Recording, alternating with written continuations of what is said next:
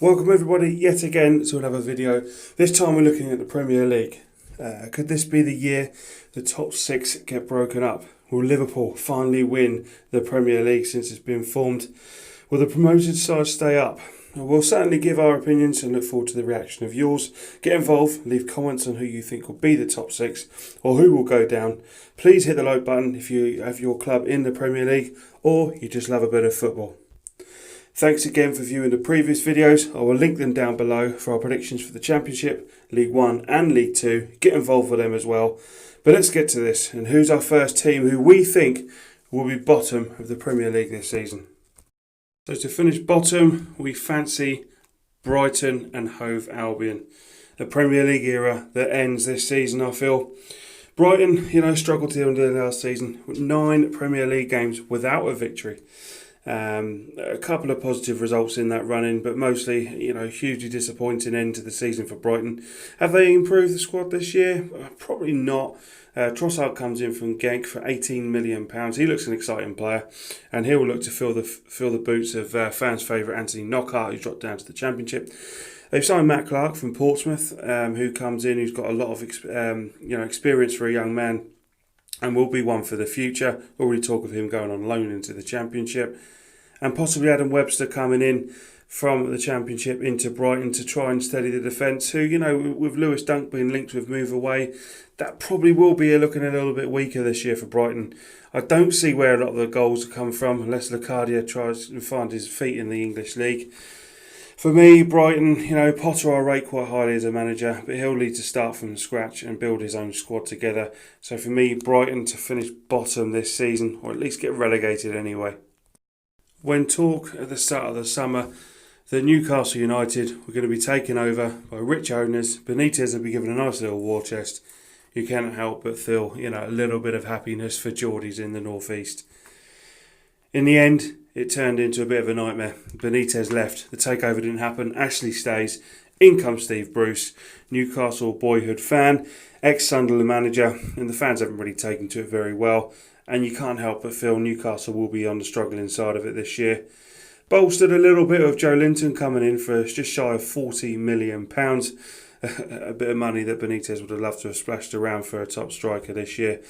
But Joe Linton comes in with a bit of pedigree. He would have probably flourished up front with someone like Perez, who got turfed off to Leicester for a very minimal amount compared to the transfer market that is nowadays. They do have some bright players in their squad. Almiron started to adjust to the Premier League last year, and he looks a real class act. And they do have, strong defence with Lascelles at the back.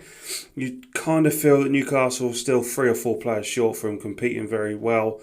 Longstaff has been, completely linked all summer with Man United. Will that deal go through? Not too sure, but I can't see Steve Bruce keeping Newcastle afloat as much as he'd want to. As much as I think he'll give it a good fight for either. Whether he stays the whole season or not, I don't know. There'll be pressure on him from the word go. Lose 2 or 3 of the opening 3 or 4 games, and the Geordie faithful will be on his back straight away. But you can't help but feel this might be a bit of a poor year for Newcastle United yet again under the ownership that they really want to get rid of. Who's going down with them? Well, I've gone for Burnley, which yes does mean all 3 promoted sides I feel have enough to probably stay up this year. Burnley, they're a weird side. They've got plenty of quality, and I've got so much admiration for Sean Dyche. Always stuck with them. The Burnley fans and the board have stuck with him as well. You'd feel if they did go down, you'd really want them to stick with Dyche again, or at least him get another chance of managing in the Premier League with someone else. But going back to this season, Jay Rodriguez coming in for £5 million. Eric Peters from Stoke just short of £1 million. I mean, their squad struggled a bit last year. Yes, they had the poor start because of the Europa League. And what Burnley were all about last year was getting points from teams around them. Now, if that stopped in 3 or 4 of the matches that they did pick them up in last year, they're in big trouble. And I just feel, Burnley don't really have that much firepower going forward. Relying a lot will be on Rodriguez and Chris Wood, who has had a good pre-season. But I can't help but feel that Burnley will struggle this year. And I feel they're a little bit lower than the other clubs that are around them. That's why I've gone for them, Newcastle and Brighton, to get relegated from the Premier League this season. Them three going down also is very reliant upon one major factor in the next team, Crystal Palace. If they lose Wilfred Zaha, I can't help but feel Palace could be another team that would really struggle this year and possibly go down. I mean, let's look at their squad for facts of going forward. They've had a poor pre-season on the face of things. They've brought Ayew in from Swansea. And you look at the strikers, they've got Sorloth, got 0 goals last year. Connor Wickham, very injury prone, but the games he did play, 0 goals. Ayew got 1, Benteke got 1. Now that's 2 goals out of the 4 strikers they've got at the club. Zaha was a massive factor for all their goals and assists that they were getting last year. Milivojevic obviously is quality from the spot and also very strong in the middle. And they do have, flair players in Townsend, etc. But other than obviously Ayew coming in, Henderson's the only person that's walked into Selhurst Park this summer. The goalkeeper who will probably be third choice after having 2 years of himself being very injured. But I mean, I can't help but feel Zaha, and with Zaha in the side, is probably just enough for them to stay up. Without him, I think 17 could probably turn to 18, 19th place without him. But I feel that Palace will just as we stand at the moment, have enough to stay up. Where are these promoted sides then, I hear you ask? Well, one of them feature in the next place, and that's Norwich City into 16th place. Daniel Farke done an amazing job last year bringing Norwich City forward and getting back into the Premier League. And I think they've got enough to stay up. They've got last season where they had a bit of an iffy start. The fans weren't happy. They wanted Farke out. But it ended, what started really bad, ended so bright for them. And I feel that's probably going to be the same case in the Premier League. 3 of their first 5 in the Premier League is Chelsea, Liverpool and Manchester City. You can ask for a worse start than that. However, they have recruited very well in the summer, added on top of some quality they already have, especially that midfield, Vrancic, Buendia, Cantwell coming through, and they've also got the powerhouse up front in Pukki, who got a top goal scorer last year in the Championship. But adding to them, as we said, Farman comes in on loan from Schalke, a very, very competitive goalkeeper who was a regular for Schalke for years, a cracking signing for the Carrow Road men there. And Dermich, once a massive pedigree in Europe he was, comes in after 2 injury-hit years, but a hat-trick in pre-season will really give him the confidence to go forward, that's for sure. On top of that, a massive signing in Patrick Roberts. He's going to be a big key for Norwich this year, and I think 3 or 4 massive performances from him is enough to bring 8 or 9 points into that side this season. So that's why I think Norwich have got enough to stay in the league, and I really hope they do stay up. Another one of those promoted sides then, Sheffield United. A bit of a shock that you think I reckon they'll stay up. Maybe it is a bit of a shock. But from the times I saw Sheffield United last year, they're set up to play a Premier League way. All right, they're not Man City, Liverpool kind of way, but they play a very good style of football, an expansive side that the centre halves overlap and move forward. You don't really get that in a lot of squads, but in Europe that's a very good way of playing. In the Premier League, I think that will adapt. They're very well drilled. A lot of this will undertake a very big reason in being Chris Wilder has to stay at the club. A couple of worrying bits is that since the promotion, a couple of times he's looked like it could be a little bit of a wobble in the back room and he could be off. He hasn't. He stayed. They've given him money. They've given him a chance to, maintain the squad and add to it to try and give it the firepower they need. They brought in, Robinson from Preston, who we feel could probably make the step up. He looks very quality last year for Preston in the Championship. Lys Mousset comes in from Bournemouth for £10 million. Loads of potential for him there, but obviously wouldn't be able to break through their squad with Callum Wilson in his way. McBurney could be coming in from Swansea for £20 million. Already, that's a lot of firepower added to what they already have going forward. It's very promising, I think, for Sheffield United next year. Brought back ex-favourite Phil Jagielka, and that experience at the back will be vital for some of them players that haven't ever played Premier League football before. And they've also brought quality into the middle as well, with Osborne coming from Forest and Freeman from QPR. They're very solid players, and one of the major factors for me and them staying up as well. Like Roberts, I feel Norwich will get them a few points. Henderson back in goal from Manchester United will give Sheffield United a few points next year. Looks a hell of a good goalkeeper. Don't be surprised to see him breaking through to the England squad as well in the next couple of years. He looks very good, and I feel they need a good start. And they've got the potential to do that with Bournemouth, Crystal Palace, and Leicester. They've got a few games where there's the potential to get points, but Sheffield United for me will be staying up next season. Of Sheffield United, we go to Vicarage Road and we go to Watford Football Club.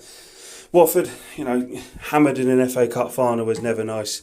Yes, Manchester City would probably hammer most teams in this English pyramid, but doing it when you get to an FA Cup final, it would be a massive hammer blow for Watford, and that would have really, really killed a lot of summer for them. They got a nice start fixture wise. They missed all the top six from last season in the first four fixtures, but they'll need points on the board. They'll need improvement to move on from what they did last year after a fantastic season last year for Watford. They're still going to be reliant on Troy Deeney. Andre Gray at the end of the season provided a lot of points, and they'll still need him. And Delafeu, for me, he needs to be a bit more consistent, but he's got quality enough to get them enough points to ensure that they don't struggle too much next season. They've brought in Dawson from West Brom. I always feel like Watford have got plenty of defenders to choose from anyway, with a lot of quality. And he'll add to that. Always been solid, always been a good defender. I've had a lot of time for Craig Dawson over the years. And Dale Bashiru in for Manchester City, who they feel's got a good chance in life in the football world. And Watford will hopefully give him some minutes on the board to showcase that next season. But while I don't see Watford struggling, I don't see them doing anything special either this year. I think they had their year last year. 14th for them this season could be enough for them to look at where they are next summer to push on. So 14th for Watford. What a job Eddie Howe does at Bournemouth every single year. Keeping them up is a massive feat in itself for a club like AFC Bournemouth. They still do it every year, and they're always one of the favourites. This year they're very much not favourites for relegation whatsoever. And they'll look to get going early. Their first two games against newly promoted sides, always tricky to play them at that point because they've got the momentum. But that's a good chance for Bournemouth to get 6 points on the board straight away. They've brought in Kelly at left back from Bristol City for a lot of money, £13 million. Also 15 million from other relegated side Huddersfield for Billing. Stacey also comes in from Luton at fullback. But and Bournemouth have kept hold of a lot of their quality. They've kept Callum Wilson, they've kept Brooks, they've kept Fraser. At the moment, there's obviously with a week still to go in the transfer window, there's a chance that they could lose one of them. But at the moment, Bournemouth look completely as strong as what they did last year, and I don't see them struggling too much. They always seem to start well. I can see them starting well again this year in the Premier League. Brooks, we understand today in some of the news that's come through that he could be out for 2 to 3 months. That'd be a massive blow. But, because he looks such a bright player. But again, with the squad, they've got replacements. We've got enough there. So Bournemouth will be okay. And 13th. Aston Villa then, the last of the promoted sides. I feel like the momentum and the buzz around Villa Park at the moment under Dean Smith will be enough to get them a decent fair amount of points before Christmas to have them worrying about any kind of relegation problems. They've made permanently signings of El Ghazi, Mings and Konsa comes in, who at his defence is still, he was solid for Brentford last year, and that will be an underrated signing. That is, I feel like he could be a real good centre half in the next couple of years. Highly rated Douglas Luiz comes in from Manchester City. I know Pep didn't want to let him go, but work permit wise, you could probably see if he has a good couple of years at Villa, he could end up being back at Manchester City. But he'll give good competition to people like Hurahan, who've come up from the Championship, that will really be chomping at the bit to have a go in the Premier League. Other signings they've made, Target, left back, comes in from Southampton. Good experience for a young man, really. Young Ingles at the back. Jota comes in from their rivals Birmingham. Tammy Abraham will be key to replace for all the efforts he put in last season. And Wesley from Club Brugge is who they've gone to see if he can get the goals in the Premier League. Very hot prospect for Club Brugge in Belgium. Can he bring it to the Premier League? Time will tell. And Trezeguet comes in from Kasımpaşa in Turkey. A lot of pedigree again there, and they feel very strong about him. But having the steel in the dressing room, people like Tyrone Mings will bring after his great involvement with Villa last year, straight away loved by the fans. And obviously local hero Jack Grealish. Grealish seems to be better every single month at the moment. Started off slow last year, but every single month while the talk of Tottenham died down a little bit, he got stronger and stronger and stronger, and I think he'll have a very good year in the Premier League. I don't see Villa struggling whatsoever. I don't care about the amount of signings they made. I feel that most of them were there last year. The new additions that obviously there was talk today about Heater maybe joining in goal. It's a quality goalkeeper coming in. That's probably enough for 5 or 6 points. But don't see anything problems with Aston Villa next year. Finish off the bottom half with what team I think will be one of the surprises this season. That's Southampton on the south coast. Ralph Hasenhüttl, came in and galvanised that club last year a little bit. Has really brought the German passion in that seems to be flowing over into the English game at the moment. He really got them chomping at the bit last year to be playing for their side, who play quite strong, expansive way. They've got their defence while they're quite young. There's a lot of experience. Brian Bertrand will be back and hopefully have a full year without injury. Valery looks a very young, hot prospect at fullback. And then you've got young Angus Gunn in goal. He'll be hoping for a lot of games this season. Hopefully break into the England squad. Up top they've added Che Adams, who I think will be one of the signings of the season. I've got no doubt he'll take to the Premier League. He's strong, athletic, and definitely knows what a goal is. I think that's a fantastic signing. And if they can keep this man fit all year, Danny Ings will probably guarantee 20 goals, surely. A top striker for anyone in this league. He would have done it at Liverpool, I feel. At least got a fair few goals if he stayed injury free. That is a problem with him, but if he stays fit, he'll bang them in. Lamina goes, that's a big blow, but I feel they've had a strong pre-season. They're buying the manager's way. Djenepo looks a young prospect from Standard Liège for £14 million as well. Don't forget about him. But people like Redmond got rejuvenated last year under Hasenhüttl, and I think they could be one of the surprises this season. But we've gone for 11th because we like quite a lot of fancy teams in the top half.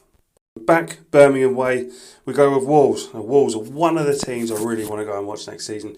They excite me a lot when they play. They look fantastic. I've only gone for 10th because I feel with a couple more additions that I feel they probably will get, they will have quite a strong Europa League season as well.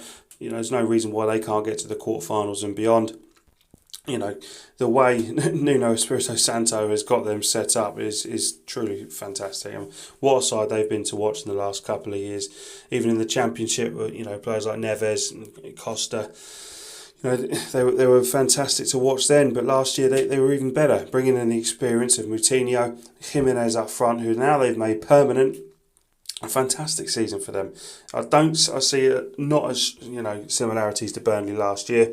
They play Crusaders from Northern Ireland. They should sweep them through anyway without any issues. Burnley struggled in their qualifying going to Scotland last year, and Wolves' squad is pretty much a lot stronger than what Burnley's was. Jota looks absolutely like Grealish. We were talking about Villa. He gets better and better. And he can be a proper striker for them this year. He's been getting the headlines in pre-season more than Jimenez has. Dendonker's also he's moved permanently. Their fullbacks, Doherty and Johnny, work so well in the way they play. They've brought in a couple of players in the last week or so. Vallejo comes in from Real Madrid, who they're very excited about. Another quality addition. And Catrone from AC Milan. Milan had a high prospects for him. Hasn't quite worked out goal-wise for him in Italy, but under the way Wolves play, you can't help but feel he'd get a lot of chances up front. There is possibilities of more signings for Wolves, and you can't help but feel that Wolves are not going to be struggling next year. They probably will finish higher than 10th. That will all depend on the Europa League and how many players they do add to the squad. But for me, just mid-table for Wolves and a very good season in Europe ahead, I think, for the side of Molineux. Delving deeper into the top half we go. And 9th for West Ham United. A side, one of a few this season, I really am excited to see. Keep everyone fit. West Ham have got a hell of a first 11 this year. Lost on Arnautovic in the summer. Got rid of a few high wages with Perez, Obiang, and Barham moves on.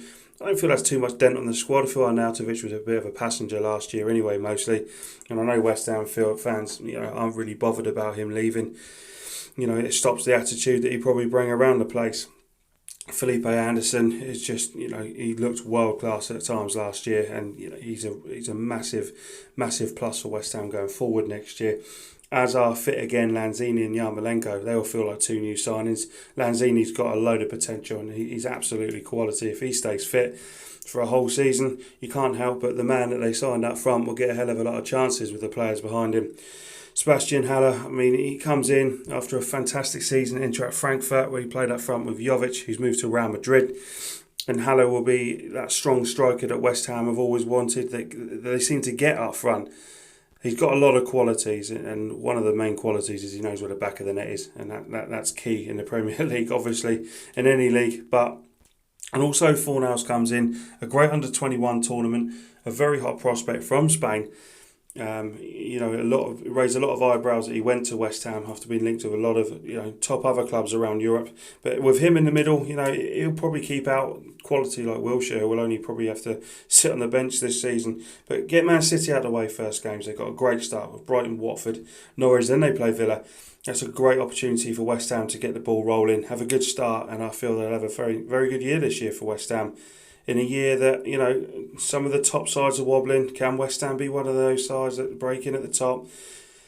Probably a year away from that at the moment, and a couple more players, but West Ham, very excited to see them this season. Continuing the trend of sides we really can't wait to watch this season is Marco Silva's Everton, and one of the signings I feel of the summer, Fabian Delph. One, he's got a lot of quality in himself, the England international. But he brings that enjoyment of football and that passion into a dressing room that was evident you could see at Man City. And that's a massive loss for City as well in the dressing room. While they have got a team of winners, this lad, you could always hear, and really was behind his teammates. And if he can bring that to Everton and G up a few of their players that were probably at half levels last season, they can push on this season, Everton. They've got permanently signing of Andre Gomez, who looked fantastic last year, waltzed through a lot of midfielders last year. And, Everton suddenly look really strong. Obviously, they've lost Gay in midfield. I feel that's a big blow. He was very solid. His passing was fantastic from the times I watched him play. But you can't help but be excited for Everton at the moment. They've got the new stadium plans, which look absolutely amazing. Signings are coming in. It looks like Most Ken is coming in from Juve. If I've said that right, I'm not too sure. But he looks like he's coming in from Juve. That's a very hot top talent. And again from Italy, who can break in to a squad that will create a lot of chances with Sigurdsson behind him, Richarlison. They've got Andre Gomez, Delph. I'm a big fan of Marco Silva. I think he plays the right way. I think he will get it right at a club soon.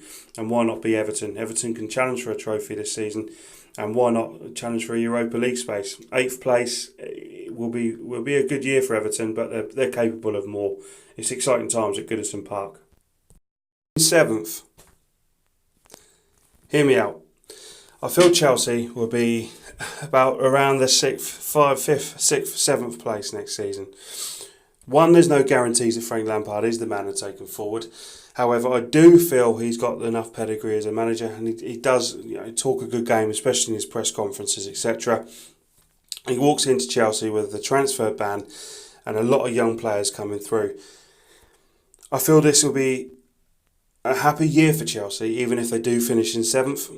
He'll be working out his side. He's got a year to work about that. If Abramovich is patient, he's really got to realise this year. Surely they can't challenge for the title without signing anyone.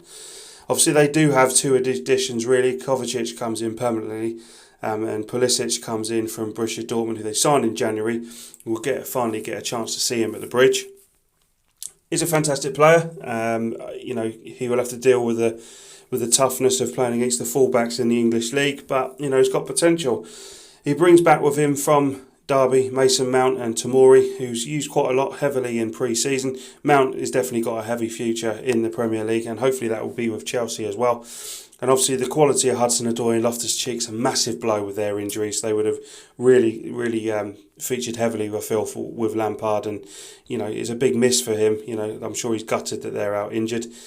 Striking wise, Batshuayi is a striker. He's quality. He's get goals. He's never really had a problem at Chelsea. The fans, I don't think, minded it. They quite like him.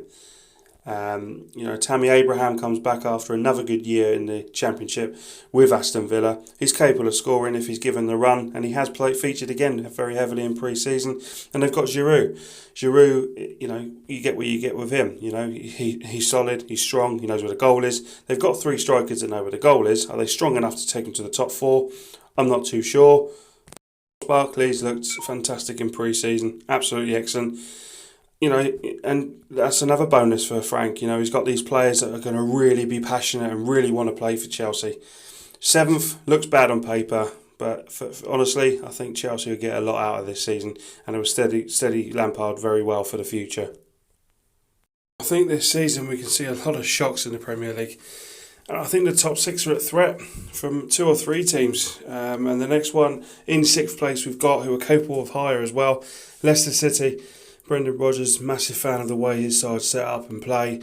And, they've got a very good season ahead, I feel. The ex-Premier League champions, spearheaded by Jamie Vardy, who will fit exactly how Rodgers likes to play with the play, really fast attacking play. Tielemans is a massive signing to get him ahead of probably a lot of massive clubs who would have looked at him, because he fit into the Premier League really easily last season. Looks a quality player, as strong as he is, he was definitely capable of scoring a lot of goals as well. They had Perez from Newcastle. He'll fit with his fast attacking play and can link up front with Jamie Vardy. And then they've got the attacking threat of Gray and Maddison, who will probably have another year of just getting better and better, and Harvey Barnes as well, who's had that experience in the Premier League now to kick on. Will Harry Maguire still be there? I'm not too sure. There's a lot of talk about him. Is he worth the money that has been touted around for him? Well, the club's paying it would obviously think so, and who would I would argue with them? But it's a lot of money for someone who is good, but that money good, I'm not too sure. But Leicester would love to keep him. You'd feel if he went, they'd make a decent signing to replace him. James Justin comes in from Luton for $6 million, another young fullback who can adapt well. But with the attack down the sides of Pereira and Chilwell, the attacking players we've just said, I see no reason why Leicester cannot break away into that top six this season, especially with a few other clean teams up there going through a transitional period. A good year for the Foxes. In fifth, Manchester United. They got the ability to not be in the top six. They also got enough quality to do really well this season. And you know what? It wouldn't surprise me if they did finish third. Such is the strength of their squad and the strength that they do possess still in the Premier League.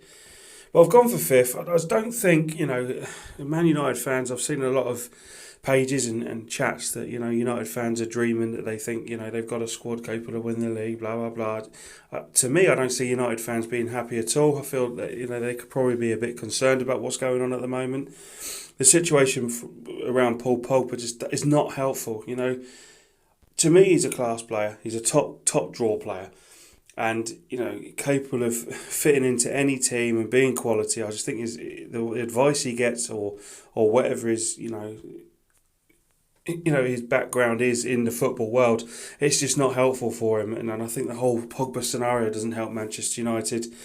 There's a lot of pluses from last year. I think Solskjaer steered them, and other than City and Liverpool, forgive me if I'm wrong, but they were the third best side in the Premier League since he took over with results, which obviously went from a great start. It slipped down a little bit at the end, but the pluses last year, Lindelof looked like he's getting capable of being a very strong centre-half. Rashford signed a new deal, and you'd surely hope for more goals out of him next season. And McTominay has looked again in pre-season very strong, and he looks a class act in that middle field for Manchester United. Probably a year too early to see real prospects of Greenwood, Chong, Gomez coming through, but they do have them young players, and he's added young, hungry players as well. Wan-Bissaka from Crystal Palace, who was a revelation for them at right back last year, can really fit into Manchester United's style of play, the way Solskjaer wants his team built on. And Daniel James from Swansea, another indication that Solskjaer wants young players. Solskjaer needs time. United will give it to him. The fans will give it to him. especially maybe this year is a transitional period for him to try and see where and whereabouts he can fit this squad in. But I wouldn't be surprised if United were third. I wouldn't be surprised if they were seventh. They still have an exciting squad at Old Trafford. United in that first Champions League place take us to the Emirates in London and Arsenal. Unai Emery, he's still tinkering with his squad. I think he's still finding out what players he needs. What I don't understand with Arsenal is they've spent money seems to be an issue with them spending money every summer. They do break their transfer record, but then that seems to be it. The one marquee signing every summer at the moment, and then not much else to back the squad up. 27 million spent this season on Saliba from Saint Etienne, straight back on loan to them. It's a lot of money for someone who's going to be spending a season out on loan. But obviously they see him as being a bright future, and another year stronger next year could be a bit of success done for Arsenal. Could double his value next year if they left it a year possibly. They does look like they're going to be making a record transfer fee for Nicolas Pepe. Another strong, combative player that can really fight his way into the Premier League, just as Lacazette and Aubameyang has. They still have that threat up front. Aubameyang will score goals, 20 plus. Again, this season you could probably see him doing another year to fight for that golden boot. So Arsenal do have abundance of goals in them. They've added Ceballos from Real Madrid on loan, the midfielder. Comes in after missing Aaron Ramsey, who's gone to Juventus. Ramsey was there for a long time, and he's a big name to fill the boots of. But they're hoping that the loan man from Real Madrid can at least temporarily fill that. Other than that, brought in a young Brazilian, and you feel Arsenal were, especially under Emery, that the little tweak just short of really challenging, and they need the defence strengthened surely. And the talk of Tierney still coming in from Celtic, that would be a fantastic signing for them, and that will really strengthen Arsenal, and it's the reason why I've got them into the top four, because they've got the goals, and the people like Tierney will be very good for their back four. Could this be a breakthrough year for some of the younger players? Joe Willock, who came on, especially in Europe last year, looked at very good potential. Reece Nelson comes back after a good year in the Bundesliga. So I think Arsenal will just get Champions League next year. But again, you wouldn't be surprised if they missed out or became third. It's so tight this year in the Premier League. So to stay in North London then for third, I'm gone for Tottenham. Actually added in the transfer window this time around, Mauricio Pochettino. They've spent some money. They'll be bedding into their new stadium, who, after a little spell in that in the last half of last season, would have been put them in good stead ahead of this year, where it's all not brand new going into a new season. And Ndombele comes in from Lyon, quality holding midfielder. While he won't add to the goals at the top end, you feel like that stealing midfield just gives Tottenham that edge over the rivals near them for a Champions League place in 4th and 5th, etc. Signed young Jack Clark, sent him straight back to Leeds, but that's another good signing for the future. And fit again, Harry Kane, who had a couple of injury issues last year. You can't help but feel, the way he's looked in pre-season, he looks strong as ever. I feel he's going to be pretty unstoppable for that golden boot this year if he can keep himself fit all season, and will definitely lead Tottenham into the Champions League. Eriksen, there's still question marks on, and there could be one or two more players arriving at Tottenham to try and boost them. Obviously, in a battle with Manchester United with the Dybala situation, who probably looks like he probably will end up at Old Trafford. But if that's the kind of pedigree Tottenham are looking for, they need to start challenging it, and they won't be happy getting Champions League every year. With that new stadium, they'll want eventually to challenge the Liverpools and Manchester Cities. A little bit away from that still, but third place for me, I think, no reason why not for Tottenham next year. As you could probably predict, the top two are the same as last year. But who have I got for finishing second this season in the Premier League? I've gone for Liverpool to continue the fight for a Premier League trophy and be runners-up yet again. you know, I really thought Liverpool might have added to their squad this year. They got very fortunate last year. Firmino, Mane and Salah rarely had any time out with injuries, etc. You know, they didn't suffer that much to their squad other than a couple of players, but they were replaceable at the time. You know, these players have been playing all summer. Firmino for Brazil, Mane and Salah in the African Cup of Nations. And you'd be very, very surprised if they made it again all season without any proper major injuries that ruled them out for a very long time. I thought they'd just add to the squad a little bit more. They've been trying their young players, Wilson, your Brewsters, your Kents, in pre-season, and they've had a very indifferent pre-season so far.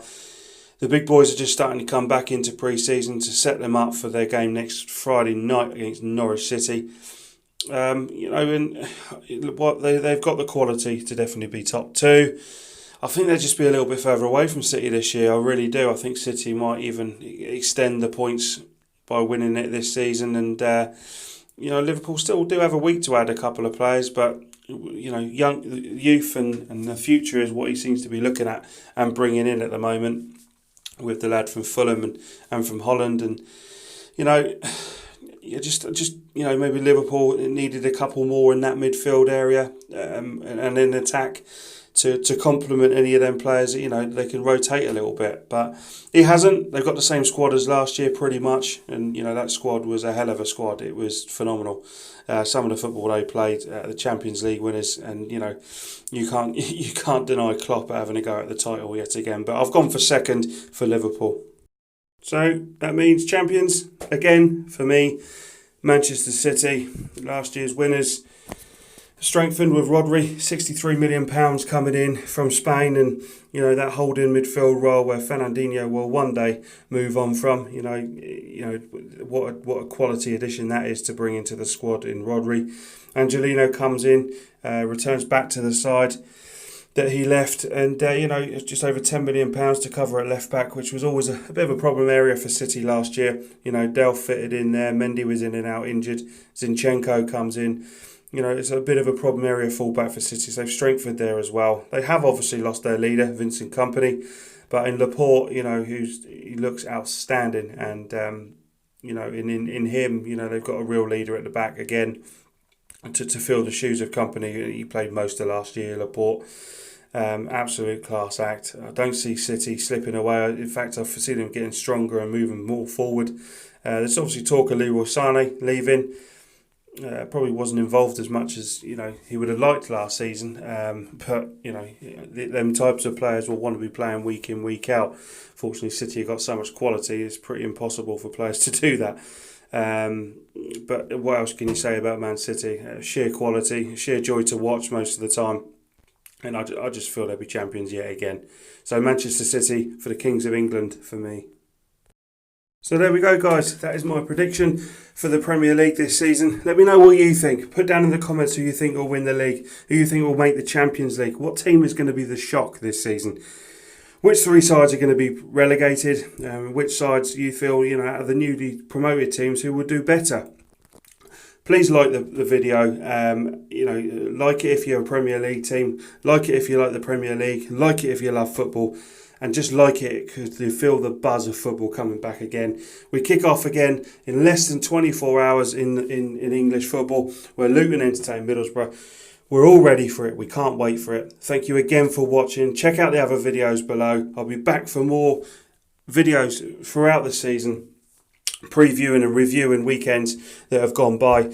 But we cannot wait for the season to start. Let's get all behind your sides. Let's have it good. Come on, football.